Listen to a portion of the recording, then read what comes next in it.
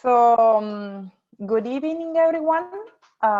Thank you for being patient. We are ready to go. Thank you, everyone, and welcome to the first virtual offering of the Washington Forward Law Society. We have registrants from literally all over the world, and I thank you for your patience for any possible technical glitch that might occur as we are still learning the platform. I'm Juliana Canet, the president of the Washington Forward Law Society, founded in 1952 to promote knowledge and understanding of international legal matters, comparative legal issues, and foreign law. This evening, I have the pleasure to introduce to you Ms. Donna Jones Daley, managing partner of Noble Resource Associates. She regularly supports her business clients on change and uncertainty in professional careers. So having her as a first online offering of the society during this time of pandemic was a natural choice. Plus, Donna combined many years of executive coaching experience with a compassionate and empathetic approach to people. Thanks to all of you who submitted questions in advance so that today's presentation could be tailored to your needs. You have still time to ask questions. Please use the Q&A section on your screen and we will get to your question toward the end of the presentation. Given the number of participants, you will be muted during the webinar, but you are able to communicate with us via Q&A section and during the polls that we will launch on the platform. So welcome, Donna, and the floor is yours. All right, thanks so very much. Welcome everyone, and first of all, I want to congratulate those individuals who are recently graduating in May, and those that may have, this is their first or second year out of law school, and that you are confronted with what most of us are feeling, and that is, I think all of us are searching for answers. You know, how did we get here in this crisis environment? What do I need to do in order to survive, let alone thrive in my legal career? Also, how can I overcome any feelings, any anxiety, anxiousness that I may be feeling at this moment during the crisis? So here we are. After I begin my brief introduction, I wanted to just go over with you what our outline is for our time together. And that is to assist you in kind of tracking where we are and where we want to end up after our time together today. The first thing we're going to do is look at the COVID-19 crisis and how it's impacting our legal careers. We're also going to talk about and give you a tool with regard to helping you to identify, am I resisting the environment that is in front of me now? And if I were only to shift to resilience, what difference might that make in my career navigation? Also, we'll look at and do a deep dive, if you will, into redefining career success. And that is, what do I need to do differently? How do I need to show up? Is there anything else that I might do to move my career forward? Also, we'll look at career branding strategies, because I want to suggest to you that that's a tool that, as an executive coach and former practicing attorney, that I think will give us some traction in this time of a crisis. And then finally, there will be a Q&A period. As Juliana mentioned, put your Q&A questions in that Q&A box, and we'll do everything possible to answer them. And I also had an opportunity to review the questions that you all sent as part of your registration. As you can see, the impact of the COVID-19 crisis is pervasive. It's global. It touches all of us, both personally and professionally. If you are an attorney in a law firm, you're probably seeing a lot of restructuring, having a lot of Zoom meetings with regard to what's next, what will be the client focus. We also know that then in the area of transactions that there will be bankruptcies and new regulations and policies. This is also the case for financial institutions, the banks, that corporations that you may work with or have as clients. So our new reality very much looks like the stability that we once thought we enjoyed in pre-COVID-19 environment and what it looks like now and beyond. And our conversation today is really focused on understanding and getting a sense of how do I let go of and release for this longing I have for how I spent my days in my career pre-February 2020 versus how I am feeling and what I am confronting in May 2020 and beyond. Again, if we were just to ask the question, if you were to use one word or phrase that describes how the current crisis is impacting you. And so what I'm looking for is kind of describe what you're feeling. And if you'd put that in the question box, and Juliana, if you'll read those as they come in.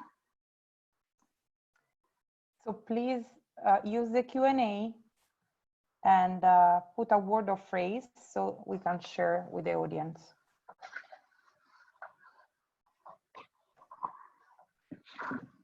Uncertain. Okay.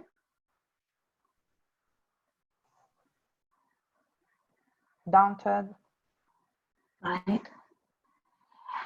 And I think this notion of feeling uncertain is very normal. I coach global clients across industries, and I can tell you the same kinds of adjectives and descriptions come up. And that is, this is too complex, this is overwhelming. I feel as if I'm in quicksand, I'm not getting any traction. One of my clients said, Donna, I feel like I'm in the movie Fast and Furious, and I see cars coming at me, cars coming around me, and I'm getting ready to go off a cliff. And so we have as well a couple of devastated, challenging. Okay. And notice these are feelings that go directly to how I might be showing up. It's less about my technical legal imminence, but if I am feeling as things are challenging, if I'm feeling devastated, how am I expected to rise to the occasion every day, get up and perform at a level of excellence?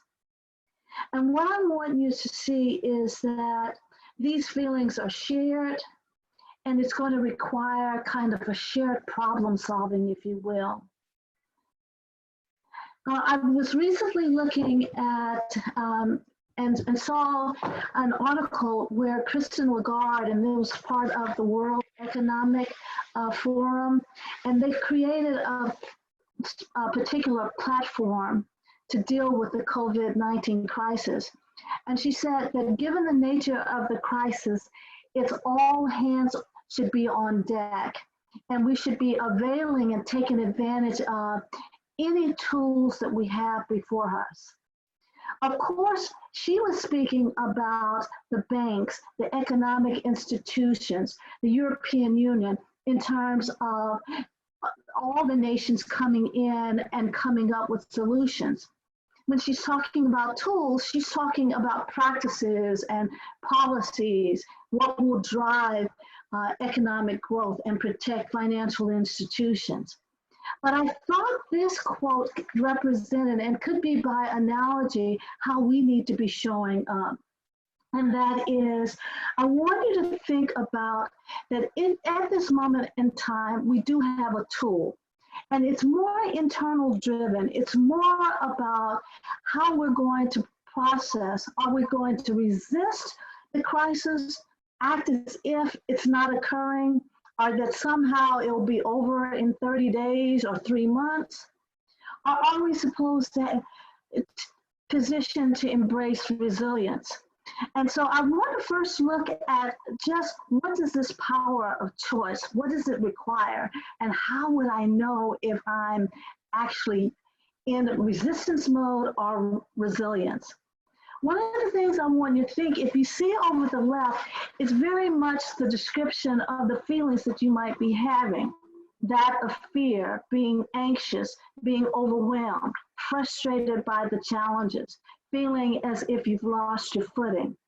And what I want you to think about is fear is often one where I'm cautious, I recoil, right, because of the fear.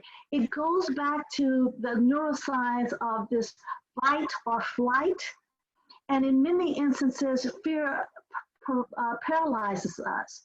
It has us where we stop thinking about how to go forward. It's usually we're just trying to maintain where we are. And notice maintaining where we are is not an option. When I look at resistance, it usually shows up as I'm in denial. Donna, I long for, when I could go into the office. My clients might say, Donna, I want to get back to having social interaction. I'm frustrated. I'm tired. I want to zoom out because I've been zooming in on so many meetings. It could be, Donna, this new technology, it's a first for me. Everything we once did was face-to-face or in a conference room. How do I adjust?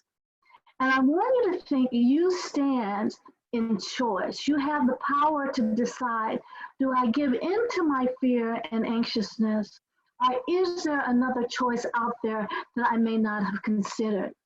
And so to the right, you can see that there's an opportunity to invoke curiosity. And in this instance, I want you to think about, I have an opportunity to be curious about what is going on the other side of the door of the crisis, as opposed to making up in my own mind what I'm fearful of. You also have the power of choice in getting comfortable with being uncomfortable. Again, I would be the first to say, and I've listened to my clients across industries, and everyone is grappling with, it's like, I feel so very uncomfortable. This is new. This is different. This is something that I've not have experienced before. And what I want to offer you an opportunity is to take that discomfort, and instead of fearing it, letting it overwhelm you, I want you to think about, how might I get comfortable with being uncomfortable? And what I want to suggest to you when I speak to partners in law firms, when I speak to HR individuals and practice leaders in both financial institutions or insurance or pharmaceutical companies, this is the very trait that they want to see, not only in new hires, but they also want it to be demonstrated at all levels within the organization. They want staff to be able to be curious and to say, okay, this is what we tried before. What might be a different alternative? They want managers to help their teams get comfortable and engage in those candid communications that says, I'm not sure, I'm not comfortable, if we take step 1 and step 2, if it immediately takes us to step 3, or do we need to divert our energies, divert our analysis, to take into account a different factor. I also want you to think about, as opposed to being overwhelmed, there is another choice out there, and you would ask yourself, how can I show up more confident in this crisis atmosphere? And again, confidence may be how you show up in your Zoom or WebEx conversations. Are you content with being in the background, that you're not engaging, that you have no point of view that you want to discuss? Or are you confident in many instances, just raising a question? In this environment, no one is expecting that you would have all the answers. But I want you to think about, as attorneys, whether you are just starting out or whether you have practiced over the last 5, 8, 10 years, whatever that magic number is, it's the ability to engage, because most of your leadership is saying, we want to see confidence in our conversations so that our clients can feel comfortable and confident when we are in these virtual meetings as opposed to in-person meetings. And again, this is an opportunity to refocus. So again, I want to suggest to you that I read here recently, and if I get another email that tells me the top 10 ways to survive a crisis, you know, I even saw someone suggest if you're not picking up a foreign language, if you're not writing your book, that somehow going through this crisis is a waste of time. And what I want to offer you is an alternative that I believe much more reflects where we are. Although a lot of leadership commentators have noted that we need to be resilient to manage this crisis. But when you're feeling as if everything around you is unclear, that you don't see a path before you, what's required to be resilient? And is being resilient enough? And what does being resilient look like for me in my environment? So what I want to suggest to you, and Juliana on the next slide, is that when we stand in choice, again, we can choose to either resist it and be in denial, or we can embrace resiliency. And so what is being resilient? And I wanted just to share with you, in many instances, we think of material, fabric, you know, clothing, you know, an article to be resilient. And usually, if we were to look at how resilience is defined, it's usually, it has the capability to bounce back. It can be stretched, it can be pulled, it can be adjusted, but it bounces back. What I want to suggest to you today, I think we want to be resilient and something more, because that bouncing back to those pre-COVID days is not an option. If you talk to anyone, when I talk to my clients in various industries, whether it's pharmaceutical, whether it's in management consulting, everyone I speak to knows that what we have experienced before is behind us. It's in our rearview mirror. And therefore, we need to have an opportunity not to think about bouncing back to how we were, how we showed up pre-COVID days, but I want you to think about it's an opportunity to create something new. So when we think of it as resilience, I want you to think about, and from a leadership perspective, it's, am I adjusting to my current environment? The second thing I want you to think of, am I adapting? Again, that adapting means I'm moving away from my fears, my anxiousness, my feeling overwhelmed or frustrated. It's that I choose to adapt. So for example, let's just talk about using Zoom technology instead of having face-to-face meetings.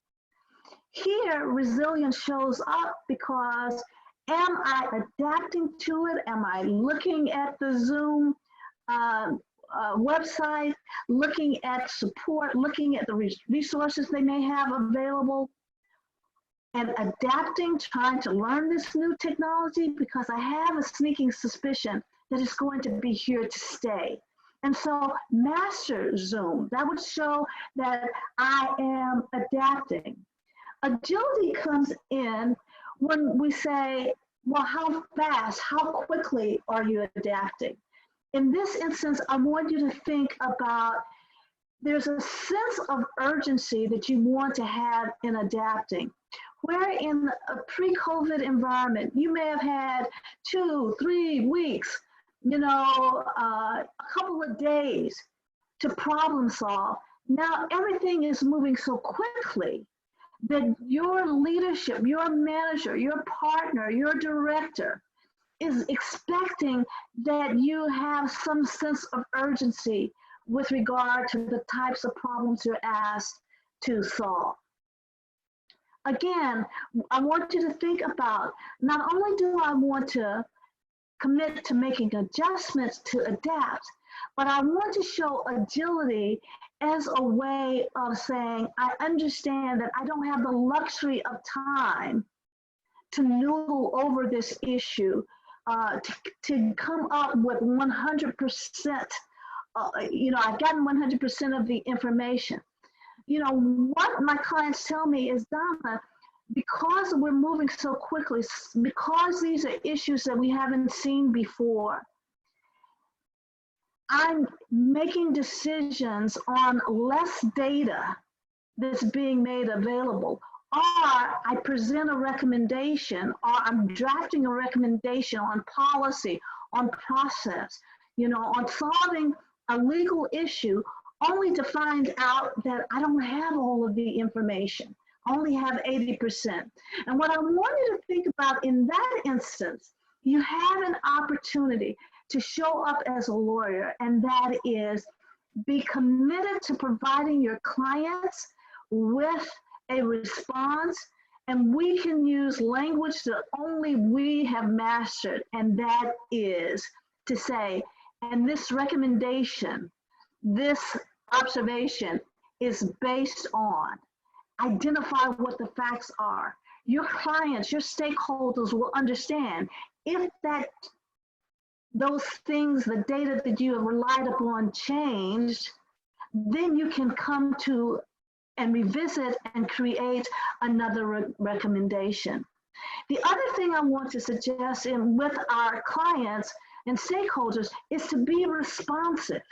The number one complaint I hear from law partners and firms is that our clients call, and yes, we are overwhelmed, we have lots of things to do, but we're not getting back with the client just to say, I received your email.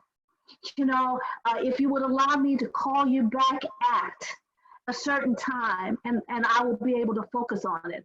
Or looking at the email and saying, all right, I've dealt with this kind of issue before, or it looks like something I have dealt with before.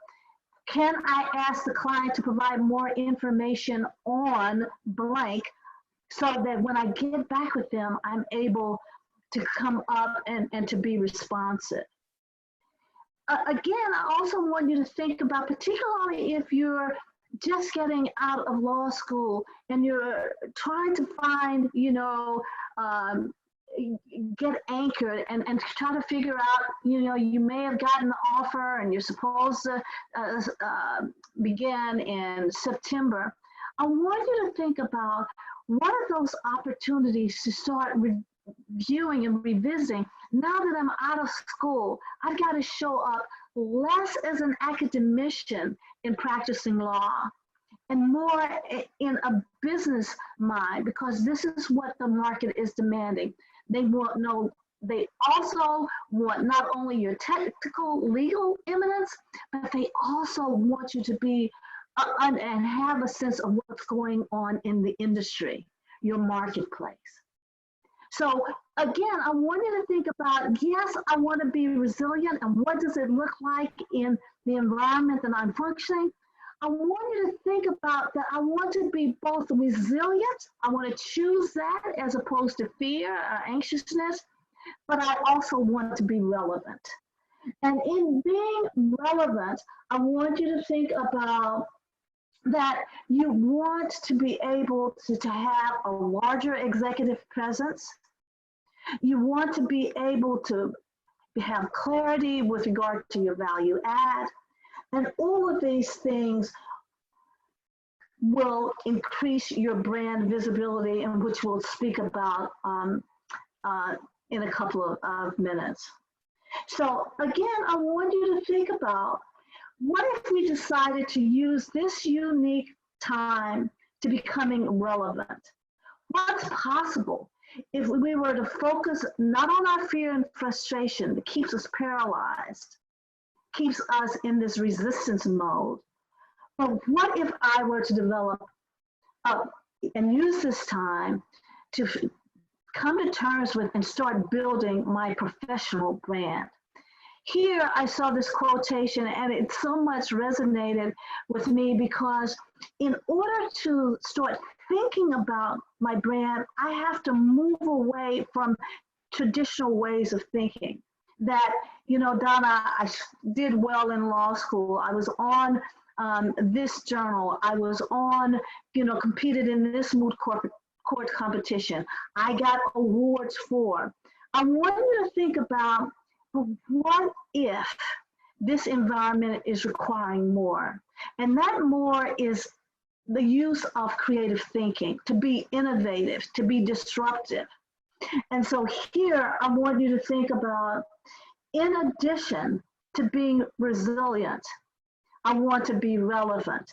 And being relevant would mean that I am going to use this time to develop my brand. So another question for you, Juliana, is, why don't everyone participating just indicate what stage you are at this point of your career going through a crisis? And again, you can think just getting out of law school, so recent graduate, you know, first, second year associate. You can say managing director. Just give us an idea of who's all on the calls in terms of positions. Please, in the question Q&A, if possible. Yes, yes. Can people just kind of identify what level they are within their organization? I know from the questions at registration, there were some first year associates. So we have some answer here. I just finished my second year of law school, third year law student. Let me see here. Coming back to the market after LLM abroad, executive level, current law student, partner at a law firm, 5 years of previous practice, just got permanent job with the government looking for promotion, returned to private practice after years of in-government service, third year law student, mid-level associate, currently seconded to a private equity client as in-house counsel, graduated LLM program in business finance law, 10 years of experience, sole practitioner. Okay. And then if I could just ask a follow-up question, how many people, just answer yes or no, have spent any time in either building or developing their professional brand? Yes or no? Are you aware? Do you know what your professional brand is? Have you spent time on it? Or no, this may be the first time I've heard of it, or I've heard of it, but I have not taken any actions. We have some yes, many no's. Okay, all right. So what I want to tell you, you're at a good place here with us today, because I want you to think about whether there may be two instances. One, you have developed a professional brand because, say, you're a partner within a law firm. What I want to suggest to you now is an opportunity to refresh that brand. If you are a second, third year law student, first year associate, and you haven't gotten your sea legs, again, this is a perfect opportunity in a crisis to start thinking about what my brand will be. If you notice the logos, and if you'll go back just 1 second, if you'll just go back to the previous slide. If you'll notice on the slide, we have two logos of organizations. One is Georgetown Law, my alma mater, and I understand members are here in our community today, and also the World Bank. And I selected those logos, if you will, because each of those institutions are known for something. They have a brand. So for example, Georgetown Law, I know this person from personal experience. It is about the Jesuit tradition, this tradition of service. If I look at the World Bank is immediately associated and known to be an organization that promotes shared prosperity. So as we start talking about your brand, again, I could include George Washington, American Law, any of the other international banks. And I want you to think about that's what you want to have, and that is people immediately see you, they see your name, and they know exactly what your brand is. So let's kind of just deconstruct, if we could, how we're going to develop a brand. And this is what I want you to give some thinking to. And that is a brand, and the most compelling and powerful brands, they solve a specific issue, a specific problem. I want you to think about, as you look at your career experience, whether you're a partner in a law firm or if you're a manager in an international bank, I want you to get clarity. What's the business issue? Notice I didn't say just legal issue, because our clients are wanting more. When I coach individuals that are attorneys within both the Big Four environment, management consulting environment, whether they are general counsels within industry, whether or not they're in agencies within the federal government, what's being asked of them is not only, as an attorney, solve the legal issue and look at it and give me a legal answer. What your leadership is looking for is, can you integrate both the legal and business issue? And if I were to ask you, so what's required to understand what's the business issue? What's the problem that you solve? And I want you to think about, now you have to pause and kind of look over your portfolio of work, if you will. Look and see, as you are trying to determine what's the problem that I want people to know me for. I want you to think about that you have a body of work to go from, particularly if you're 3, 4, 5 years out of law school within an organization. For those of you who are students or who have just graduated, I want you to think about, in this instance, you're going to be looking at, okay, what were those legal courses that I took? What were those that really resonated for me, that I spent more time in understanding contract issues or M&A work or restructuring or international tax issues or banking practices.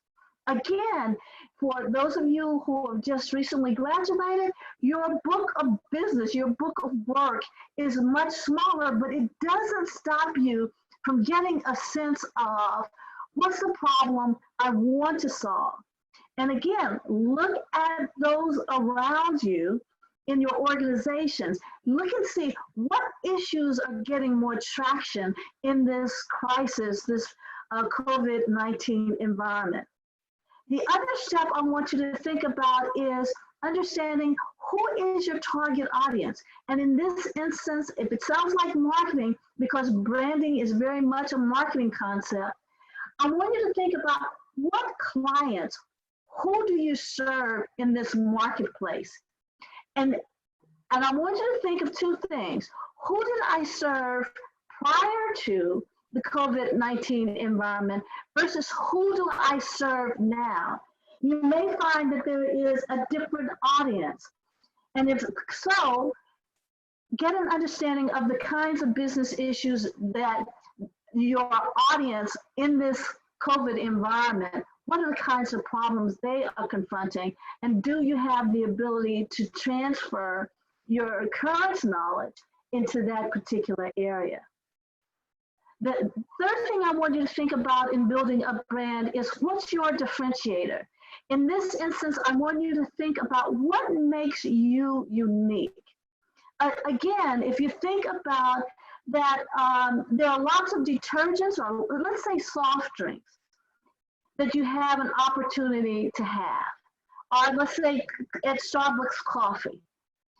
And I want you to think about what makes Starbucks different from any of the local coffee houses, the Dunkin' Donuts, the Caribou Coffees, other places that serve coffee. And I want you to think about that Starbucks' differentiator is not the coffee it sells, but it's the experience you get when you walk into a Starbucks coffee house. Hopefully we will get back to that again, where we are connecting over cappuccinos and chai tea lattes, in a Starbucks environment. Again, this uniqueness is about you being able to say, what do I bring that is a differentiator between me and someone else practicing in this area? And then finally, I want you to think about, what is your value add? I want you to be able to start thinking about, how do I monetize the value that I bring to my clients? Again, it's in addition to the billing rate, because if you're outside of a law firm, that may not be applicable. But I want you to think about, how can I start thinking about value? And that is, I'm either increasing revenue or I am decreasing an expense. And in many instances, this may be the first time someone that says, be able to quantify your contribution. But notice that as part of a brand, that's exactly one of the things that's going to give my brand strength. So anywhere where we are in our careers, whether you are just coming out of law school, we believe that it's very important to understand your why. Why do I want to be relevant? And in this instance, I want you to think about that. I want you to take time and think about what you are valuing, what's most important to you right now. So for example, if this is your first legal position, or you just graduated and you're looking and applying for positions, what are you valuing? Because what we value is going to line up with my actions. And that is, if as a first-year law student, first-year graduate, I'm valuing, I want to get out, get a position and start making income. I've been in law school 3-4 years. It's now I'm ready to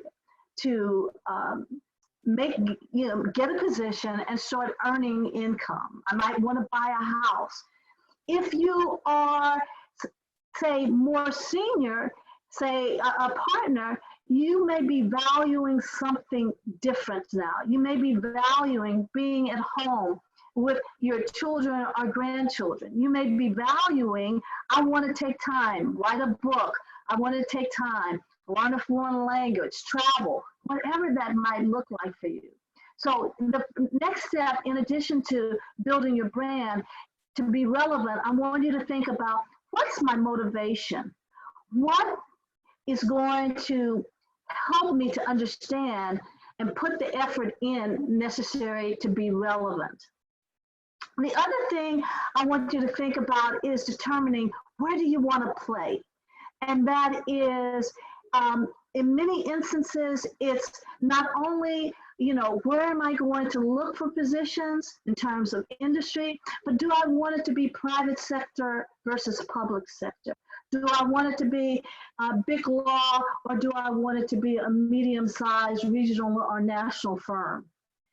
I want you to think about, and this is where we start really talking about strategies to be relevant in a crisis moment.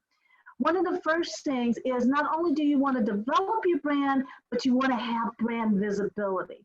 And these are a couple of tools I want you to think about using, and that is LinkedIn. LinkedIn as a social media platform has more than 600 million people that are connected. Know that if you were to get active on LinkedIn, what that would mean for recruitment, what would, in terms of recruitment process, if you're looking for a position. So let's just quickly look at LinkedIn as a tool that's going to help you to be relevant, overcome this resistance to not believing that I can overcome or excel in crisis environment.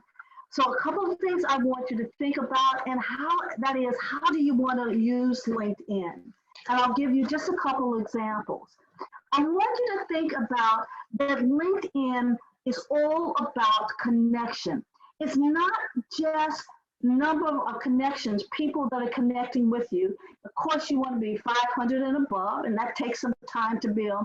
But I want you to think LinkedIn at its core is about meaningful connection. And so these are a couple of things that I want you to think about as you're navigating this crisis. These are some things that are going to give you some traction and are going to help you create this brand visibility and this knownness about the problem that you solve. So again, I want you to think about that LinkedIn is going to allow you to follow others. And I want you to think about identifying people in your space, in your practice area, in your market sector. I want you to think about leaders and start following them.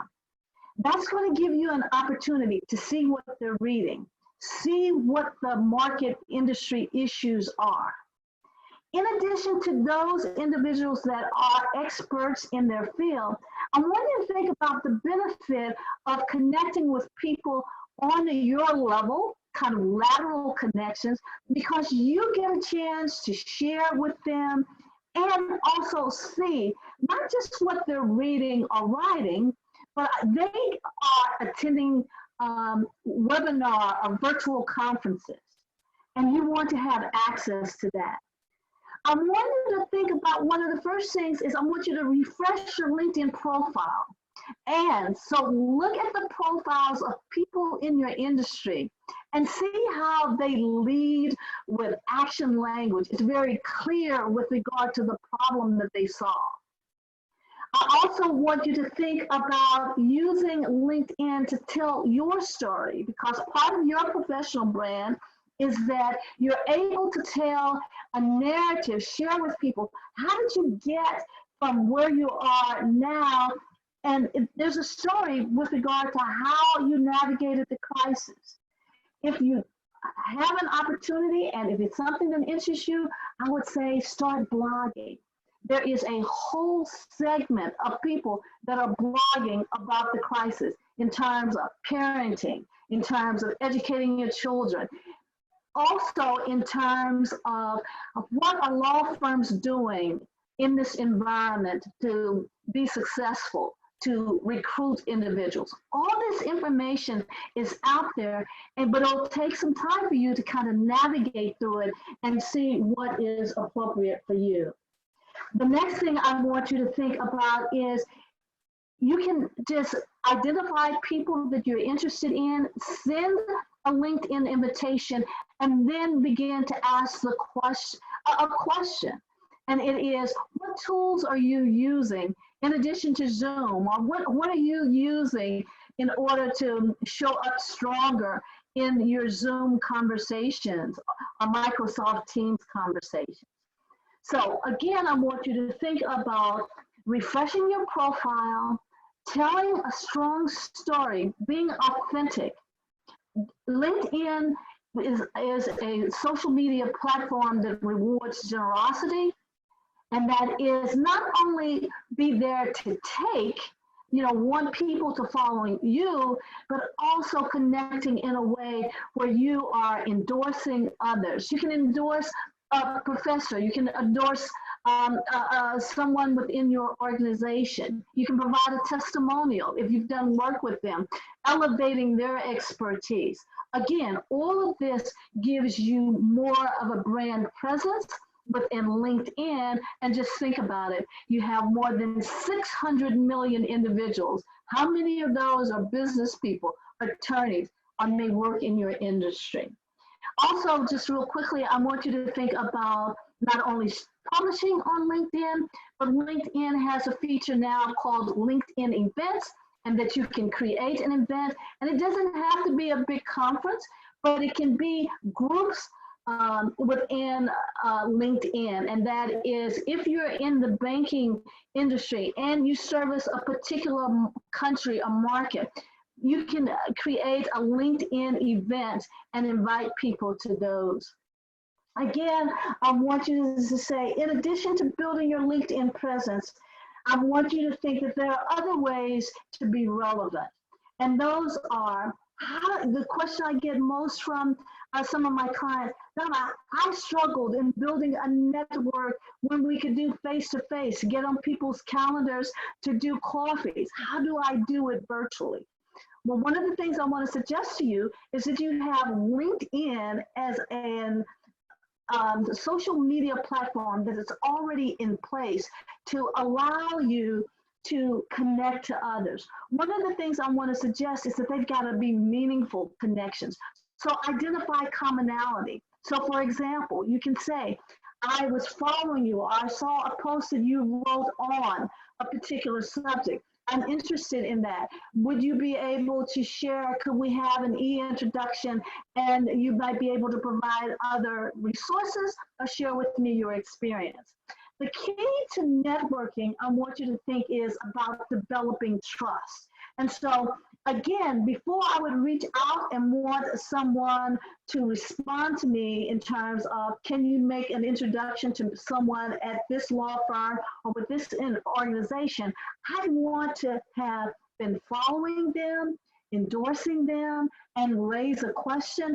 And I'd also be looking at ways how I might support them. It could be I see something that they wrote, I might see an article that might take either a different point of view or support what they had identified in their post. And then finally, I want you to look at, so what are the actions that we can take now? Because remember, all the things that you were talking about, how you were feeling, that's awareness. I'm aware that I feel challenged, uncomfortable, distraught, impatient, anxious, fearful. And I want you to know that acknowledging it, I would not be the one to say, oh no, you can never have those feelings. But I want you to think about acknowledging that feeling, pausing, but giving yourself an opportunity to land in a different place, to land in a place that is positive, that will support you. So for example, I can say, I am fearful that my speaking revenues may dry up. But I put a pause and say, but I know that I can continue to do things in terms of webinars, in terms of supporting others in their virtual conferences or group discussions. So notice that I started out, acknowledged how I was feeling, but that was a negative place because something has occurred about emanating from this crisis that has made me feel as if I don't have capacity to rebound, to create a different reality for me. So I want you to think about, what is that action that you might take to get over the negative thinking that you might be telling yourself? Oh, I'll never find a position in this kind of environment. acknowledge it, but then I want you to say, but I know I've worked tremendously hard. I know that I can own a space. I know that I'm interested in this aspect of banking law. It takes 66 days, according to neuroscience, to create a new habit. So I want you to be patient with yourself as you engage and start taking on some of these strategies that I've mentioned. I also want you to know that you want to push outside of your comfort zone and assume some risk. And that is, I want you to think about what action you're taking currently in this environment. And if it is the exact same action that you would take pre-COVID crisis, I want you to suggest that I'm not adapting. I'm not being agile. I'm not demonstrating that I can perform with mastery or excellence in this crisis environment. Finally, I want you to think about releasing the need to be perfect. And that is the first thing I can tell you from experience. That's the first thing that you want to let go of. Perfection should no longer be the goal. And that is, I want you to believe and know that anytime I'm moving from my resistance, my denial, into this new place of being resilient and relevant, I've got to be compassionate with myself, patient with myself as I navigate through it. So again, being perfect is not the goal. I want you to think, I want to be progressive. I want to be able to show that I'm taking information, I'm going on LinkedIn, I'm doing things on a progressive basis. And then finally, I want you to think about self-care. And then all this during the crisis period, I want you to think about what is it that you can find, even in a small way, would bring you joy. Some of my clients said, this is the first time that I really realized it was spring because I could hear, because it was quiet out, I could hear the birds. For others, this is the first time I really felt like I could be with my kids, get them up for breakfast, not rushing them out the door, you know, with a yogurt carton or, you know, a bagel. So again, not only are you engaging in self-care so that you can be available to others, but you're engaging in self-care because that's what's going to be required to keep you and get you in this resilient and relevant mode during these times of crisis. So again, I want to leave you with a thought from Eckhart Tolle. And it says, when you become comfortable with uncertainty, infinite possibilities open up in your life. And so I want to suggest to you that we have an opportunity to get comfortable with being uncomfortable and to really embrace what might be possible in this crisis environment.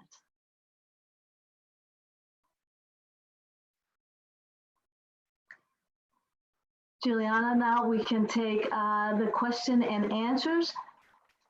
Absolutely. Thank you, Donna, for this inspiring presentation. Let me tell the audience that we will start with some questions we received prior to the meeting, but we can certainly put your question in Q&A and we'll check very briefly. Donna, we have many questions, so maybe we can go through them. I combine them by topic. So the first will be HR question. All right. It will be one, in a COVID-19 context, are HR more or less available? And the second one would be, I myself in mid-career disruption in a low sector, maybe not the best time. What is the perception of HR? Do they prefer a linear career or do they also appreciate bold choices?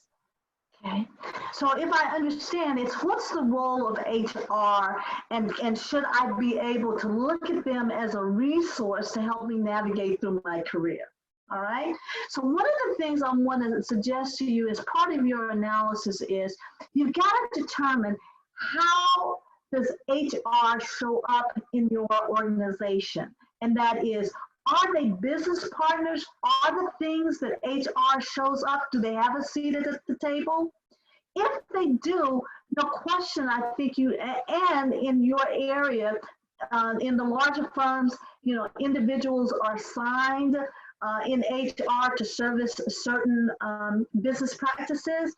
One, I would suggest before you go in for an ask, I would suggest that you start building a relationship with them.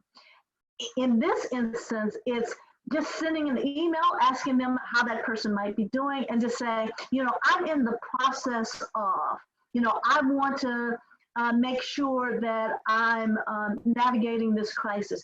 Is there someone that you think I should to speak to, or you would say, is there, it may be a webinar that they might suggest that you attend. Again, that is if HR has a seat at the table and they're active in your organization. If they're not, what I want to suggest to you is that there's an opportunity to try to, maybe not an HR person, but to identify someone who can mentor you within the organization. And again, that mentor relationship is over time. It helps if you've worked with that person. They know who you are. They know your capability. And again, in that instance, you would just send an email asking as an e-introduction this from time to time you would like to reach out to them. Also try to find out what they're working on so that you could be a resource for them. So the answer is yes, you can connect with HR. It depends on how visible they are within the organization. And more importantly, if you're interviewing, you want to make sure that you're showing up with that first conversation with HR, that you're showing up professional in terms of, it may be a video interview, that you're showing up in a way that it's professional and that you're clear and that you're responsive, because they may be asking both behavioral kind of questions, or they may be conducting, you know, kind of a case studies to see how do you problem solve. Thank you. So now a couple of questions on practical side. The first one, how do you stay present enough and not too present online during COVID-19? And another, in a world of remote networking, much of it by email, the risk of miscommunication is enormous, and there isn't an opportunity to simply walk into a colleague's office to sort things out in person. What advice can you give to people who are having to integrate into a new team work environment during the quarantine and maybe having trouble communicating with team members who have different styles or underlying issue? Okay, so the first one is, how much time should I be really present online?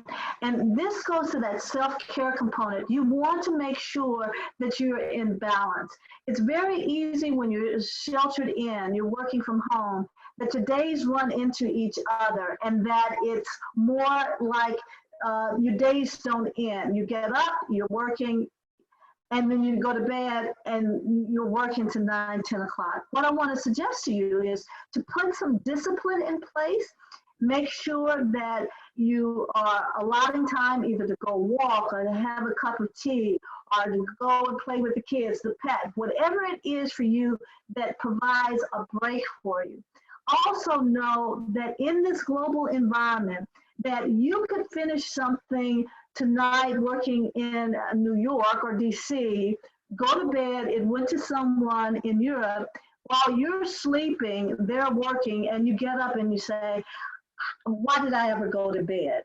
So again, you've got to realize and acknowledge that the goal is not to be 100% and get everything done. The goal is to make sure that you understand what the organization's priorities are, so it helps you to choose your focus. And the other issue, Juliana, was? The other issue was more that the potential miscommunication with colleagues, as you cannot cross the alley and the corridor and just talk to them. Okay. In that instance, that occurs because you don't have the face-to-face interaction. And what I want you to think about is, if you believe that you've had some missteps with someone on your team, I would reach out to them offline in terms of not as part of the general conversation, but ask them, how you might be showing up, in the Zoom meeting, if they would give you any ideas how you could have more impact, any ideas if you feel as if you're not communicating, any strategies that they may want you to start practicing. Perhaps, for example, they might say, in some instances, I don't know if you've listened enough to understand the focus. Or they may say, we want you to chime in more and don't be afraid to ask questions. The other thing I want to suggest, in a global environment, if you believe your communication style is a challenge and that it's getting in the way of your success, I would suggest during this period of time in a crisis, if you have any available time, get on the website and look for webinars. A lot of people are doing things gratuitously, they're free, and see how, just Google, effective business communications, how to effectively communicate in team meetings. Again, it requires additional work on your part, but I think you have the time to do that in a way so that you can better your communication style and better be part of the team. I don't know when we will all be back in the office again, and so being able to nail down that competency, if you will, get better communicating, would serve you going forward. So now, a couple of questions on networking. Could you, already you touched upon that, but could you provide some suggestions on the online networking and how to do it naturally? Also, what's the best way to maintain and grow networking, connection, friendship, and partnership while working and communicating remotely? And any tips on job search during the pandemics? Okay, all right, so let's dissect that question. One, I want you to think of LinkedIn because recruiters use LinkedIn, and also seasoned professionals look at LinkedIn as where they are putting posts and they are commenting, they are sharing their articles. So your networking virtually should be organic. It shouldn't be forced. The first thing I want you to think about is creating a network with people that are in your same practice area first. And that is identify who are the experts, who are the individuals within your organization, the leaders. You want to send them a LinkedIn request with a message of, I know that you're part of the World Bank, and I am consulting also. And most people will, accept your invitation. But then I want you to think about, now that you are a part of their community, I want you to start commenting and responding to it. If someone puts a post and it's an area that you have some knowledge about, or it might be an area that you are curious about, I want you to think about sending a question or commenting, or also maybe sharing an article, a link to an article that either validates what that person is saying or provides an additional perspective. I think the key to meaningful connections in LinkedIn is one that they come from an authentic place, and someone can look at your LinkedIn profile, and that's why it's important to do that LinkedIn profile refresh, is so that they can look at you and say, yes, I want her to be part of my community. Oh, she asked some questions I had not thought about. Oh, she's sitting in Germany or in the UK, and she shared some information that I might not have been aware of. So again, look for that natural connection, and that is with leaders within your organization or within your practice area. The next thing I would suggest is do mine and do cultivate lateral relationships. If I'm third, fourth year student and I'm an associate within the firm, I want to join and see if the associates at my firm, if they have subgroups within the law firm, or if people on their own have started subgroups on bankruptcy in a COVID environment, or intellectual property law in a COVID environment. So again, I want you to think about and extend, and this is where that imagination comes in. It's not so much that you're saying, I need you to accept my LinkedIn invitation so I can make an ask. No, I want you to extend, you to extend the courtesy of me being part of your network so I can learn more about you. I can learn more about your practice, learn more about what you're reading, what conferences you may be attending. Thank you, Donna. In the interest of time, I will give you the last two questions from more senior position. So the first one is, do you have any criteria that someone can apply when trying to decide how much time to continue to devote to career versus growing family, grandchildren as well, and extend the family needs?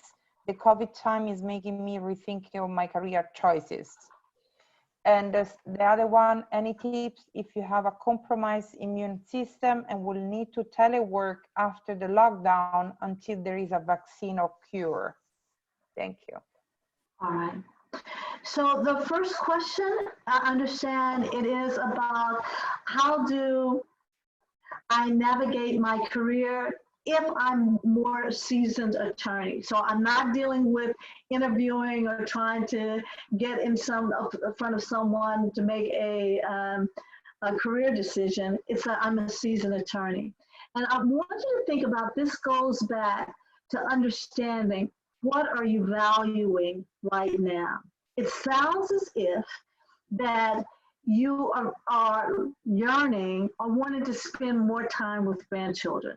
And for most of my clients, now that they're sheltered and shut in and working from home, it's not uncommon that we've had this pause and all of a sudden you realize there's been something missing in my life. I've spent 2-3 hours on a bus, train. I've traveled, 20 days out of a week. I've worked 12, 14, 15-hour days. I've worked on the weekends. I've made sacrifices.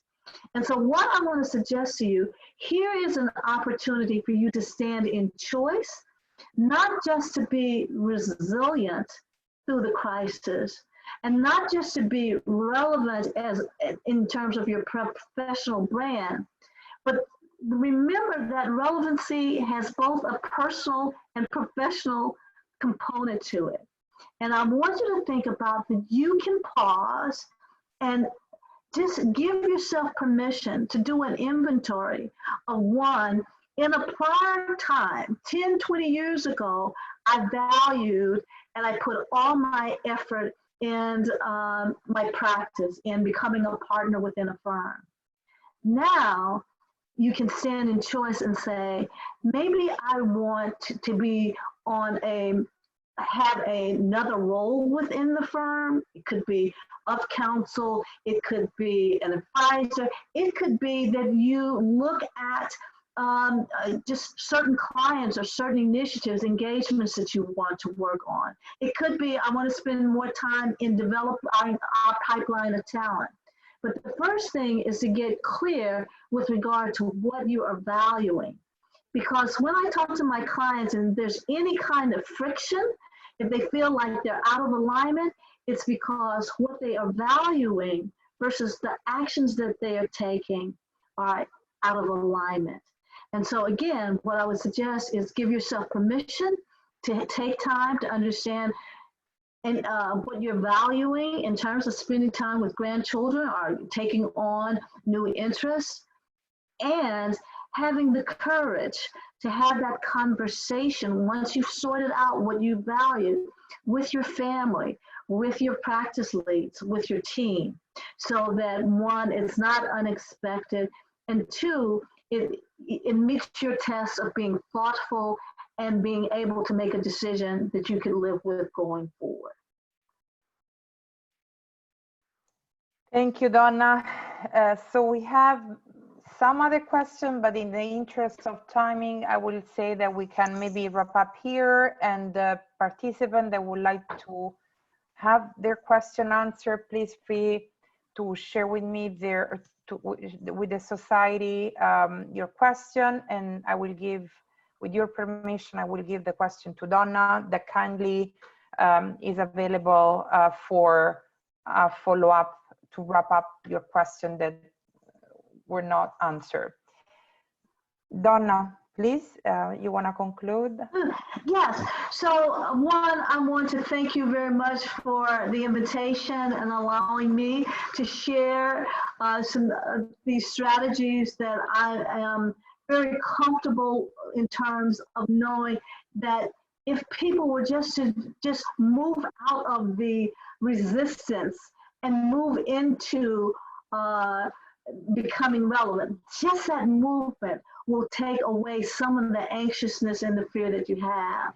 And I also wanted to share with you, Juliana, that as part of my gift to the society is that I'm offering 1 hour for an executive coaching conversation to the society. You all will determine. I understand that there's going to be a raffle that takes place. It is 1 hour with regard to whoever wins the raffle and whoever wants to, accept it as a coaching gift. Please know that although I'm located on the East Coast in the United States, that I have global clients, and so we can determine a good time that it would be available for you to schedule a call. If you're located in Europe or the West Coast, it doesn't matter. I will make sure that we identify a date and a time that works for both of us. It is for a 30-day period, so the coaching certificate has to be redeemed at that point in time. And in many instances, when I speak before organizations, societies, usually someone has a question with regard to maybe the materials, the concepts, the strategies that I've shared in this conversation. But again, if you have something else in addition to that you'd want to focus on, it is your choice with regard to what we discussed. It is treated as if you are a paying client, and so all the rules with regard to confidentiality and our work together within that time period would be covered. So again, this is my gift to the society for giving me an opportunity to join you all today. Thank you, Donna. So we will draw a lucky name from the participant list, the one that not only have registered, but that attended the webinar. And I thank you on behalf of the Washington Foreign Law Society for your attendance for this first virtual offering. Stay tuned. We will have more in the weeks and months to come. And if you have an idea or you have a specific interest, you can also reach out to us and we will certainly listen to your requests. Good luck with your strategy and taking on board all the advice from Donna. Bye-bye. Have a good night. All right. Thank you so very much. Bye-bye. Bye.